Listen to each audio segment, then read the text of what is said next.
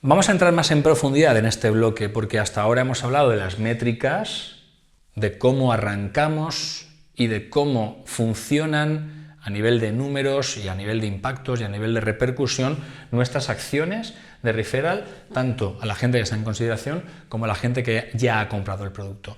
Y vamos a tener en cuenta que aquí hemos analizado antes estas acciones, cómo se han activado o cómo hemos conseguido retener a todas estas personas. Por lo tanto, estamos viendo desde diferentes puntos de vista. Y esto tiene su complejidad, porque es probable que las acciones de activación del referral tengan que ser diferentes si son a gente que está en consideración o son a gente que está comprando. Por tanto, aquí podríamos incluso dividirlo. Y aquí consideración y aquí purchase.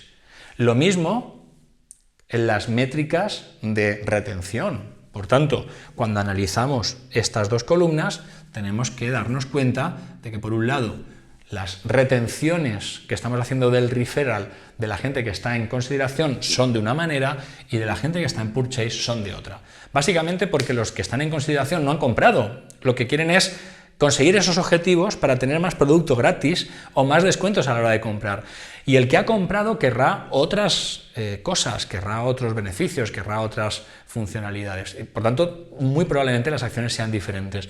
Pero, ¿cómo planteamos esto en gente que está en upselling y en cross-selling? ¿Puede haber métricas de referral en gente que está en upselling o en gente que está en cross-selling? Sí, porque son gente mucho más caliente, que se está gastando mucho más dinero y que por tanto es fácil que atienda más a esos beneficios, porque ya el hecho de que esté gastando más dinero en nuestros productos que la gente que hizo la compra directamente del producto desagregado,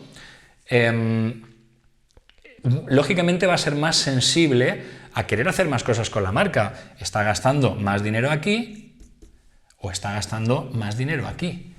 Por tanto, estas personas es posible que funcionen mucho mejor con el referral que a lo mejor el que ha comprado o que a lo mejor el que simplemente se está planteando comprarnos.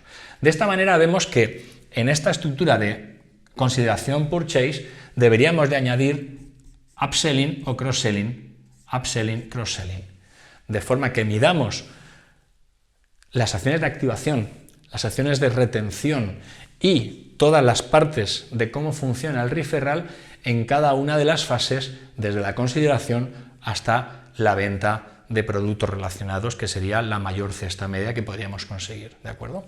Y queda un último bloque. Este bloque, tengo que reconocer que cuando estaba diseñando este lienzo y cuando estábamos empezando a hacer las primeras pruebas de funcionamiento y cuando estábamos construyendo los primeros cuadros de mandos sobre este lienzo de KPI Canvas, este bloque me llevaba un poco de cabeza porque decía, ¿tiene sentido un referral, una métrica de referral en la propia acción de referral? Era como, no sé cómo encajarlo. Y descubrí una cosa que puede que por ahí más adelante desarrolle más conceptos, y es la siguiente estructura. Aquellas empresas que después de conseguir compradores y de conseguir que esos compradores se conviertan en vendedores, montan una estructura multinivel. Todos los negocios multinivel tienen negocio de referral sobre sus propios referrals. Es decir, en este espacio podríamos analizar el comportamiento de un negocio con estructura multinivel, que no confundamos con estructura piramidal. Todos sabemos que una estructura piramidal es una estructura normalmente en todos los países ilegal, porque no está aportando ningún valor en la compra-venta de productos, sino que simplemente mueve un dinero en una estructura piramidal que al final los últimos en entrar son los que van a palmar el pato. Aquí hablamos de estructuras multinivel en las que se premia con comisiones, con beneficios, con incentivos de cualquier tipo a una estructura comercial que hemos puesto, en la que el comprador termina convirtiéndose en vendedor, pero si ese vendedor me trae más compradores que se terminan convirtiendo en vendedores, ese vendedor gana de lo que él vende y de lo que venden los vendedores que él está formando o generando, y así sucesivamente. Por tanto, todo este bloque nos va a permitir analizar un negocio multinivel y sus correspondientes métricas de cómo está creciendo esa red y si lo estamos haciendo bien o no lo estamos haciendo bien.